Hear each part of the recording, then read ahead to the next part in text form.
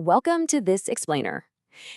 Today we're taking a really deep, empathetic, and honestly fascinating look at something that touches literally every single one of us at some point.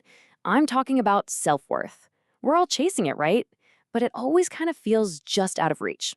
So we're going to look at a timeless, motivational parable from a wildly popular piece called Nobody is Perfect, which has resonated with hundreds of thousands of people looking for a little inner peace. We'll explore how an ancient fable about a simple, everyday object can completely flip our modern perspective on our own personal flaws. It's a really cool journey into reevaluating those things we usually dislike the most about ourselves. Let me ask you something. Are you feeling, worthless? Or maybe just completely weighed down by this constant, crushing expectation to be absolutely perfect all the time? It's a heavy question, isn't it? But so many of us walk around carrying this painful, hidden feeling of inadequacy. We try so desperately to camouflage our perceived weaknesses from our coworkers, our friends, even our own families. And honestly, it is just exhausting keeping up that act. The source material we're digging into today speaks directly to this universal struggle. It validates that incredibly lonely feeling of staring at your own flaws in the mirror and just thinking, man, I'm broken.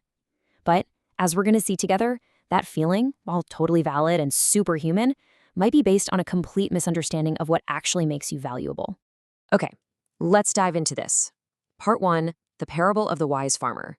This is the core narrative here, and fables like this are amazing because they slip right past our defenses and let us see our own messy human struggles through a really simple lens. So meet our two main characters, who literally could not be more different. On one side, we have the flawless pot. It holds every single drop of water, never spilling a thing. It does its job perfectly. It represents our society's obsession with unblemished perfection, traditional success, and, those people we constantly compare ourselves to, who just seem to effortlessly have the whole shebang together. Then, on the other side, we have the cracked pot. It has a glaring flaw. It leaks water constantly. This pot represents our deepest insecurities, our shame, and that creeping feeling of being pretty much useless. Imagine the stark contrast between these two as they travel the exact same path every day. One is probably full, while the other is just uncontrollably draining, totally overwhelmed by the fact that it just can't be perfect. Every single day, the wise farmer follows the exact same routine. He walks down to the cool stream, fills both pots right to the brim, puts them on a heavy wooden yoke across his shoulders, and makes the long, grueling trek back home. But by the time they get to the house, the cracked pot is only ever half full. Every single day, it feels the sharp sting of failure as its water drips out into the dirt. It looks over at the shiny, flawless pot and just feels awful. It's this grueling cycle of immense effort, inevitable loss, and deep shame. And honestly, how many of us feel exactly like that at the end of a demanding workday? Like we poured out absolutely all our energy, but still somehow came up short. This brings us to the emotional climax of the story, the burden of shame. After 2 solid years, think about that, over 700 days of what this pot thinks is bitter, undeniable failure, it just can't take it anymore. It hits a breaking point. The pot turns to the farmer and confesses all this deep, agonizing shame. It apologizes profusely for its flaws, for the constant leaking, for only over-delivering half the value it was supposed to. It's a moment of total, raw vulnerability. It lays all those feelings of absolute worthlessness right out there for the person it thinks it's been letting down this whole time. Now, what's really interesting about this is the farmer's response.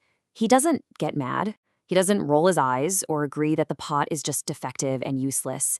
Instead, he offers this gentle, completely unexpected perspective shift. He looks at the pot and asks, "Did you notice that there were flowers only on your side of your path?" This is a massive turning point. The farmer is redirecting the pot's attention away from the water it lost and toward the environment it unknowingly created. He's asking it to look outside its own internalized shame. Because you see, that beautiful path didn't just happen by magic. The farmer had a secret master plan the entire time. From day one, he noticed the pot's unique crack, but he didn't see it as a reason to chuck the pot in the garbage. Instead, by week 1, he deliberately planted flower seeds along that specific side of the dirt path.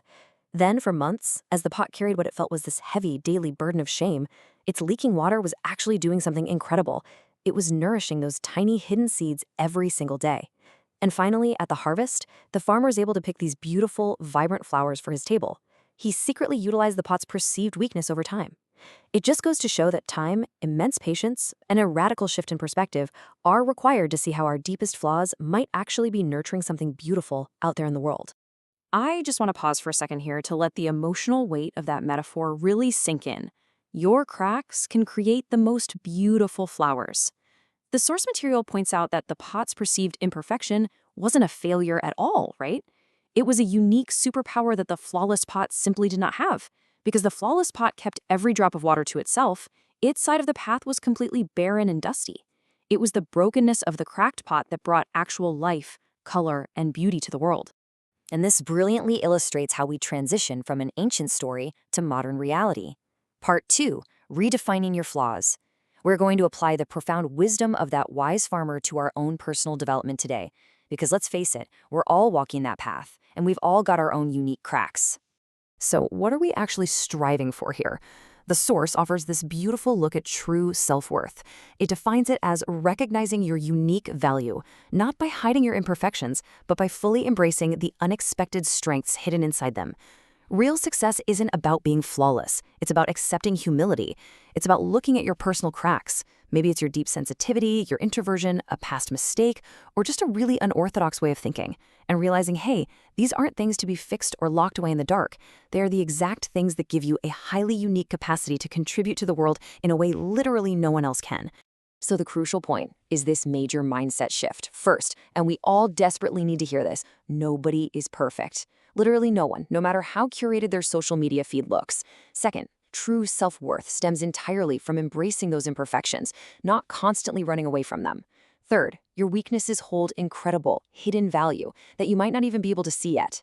And fourth, it's often your unique flaws that allow you to bring a specific, irreplaceable joy to the world. This right here is the core, practical blueprint for overcoming that heavy shame of feeling useless. To make this actually work in our daily lives, we've got to actively shift our thinking. Think about the old mindset we usually fall right into, hiding our flaws, constantly comparing ourselves to the seemingly flawless pots at the office, and striving for this totally impossible, exhausting standard of perfection. That path, it's a fast track to severe anxiety and burnout. Now contrast that with the new mindset. You choose to embrace your cracks. You actively look for the seeds of joy that your specific traits are watering. You accept your unique purpose.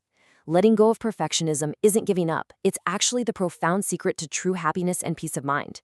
It's about finally working with your nature instead of constantly fighting against it. As we wrap up this explainer, I want to leave you with one final really powerful question. How will you use your cracks to bring joy to the world? Your flaws don't make you worthless. They make you entirely unique and totally irreplaceable. So I challenge you to deeply reflect on this today. Stop constantly apologizing for leaking water and take a good, hard look at the path behind you. What beautiful, vibrant flowers might your unique imperfections already be watering without you even realizing it? Thank you so much for joining me to explore this incredibly moving source material today. Keep growing, keep learning, and remember to always embrace your cracks.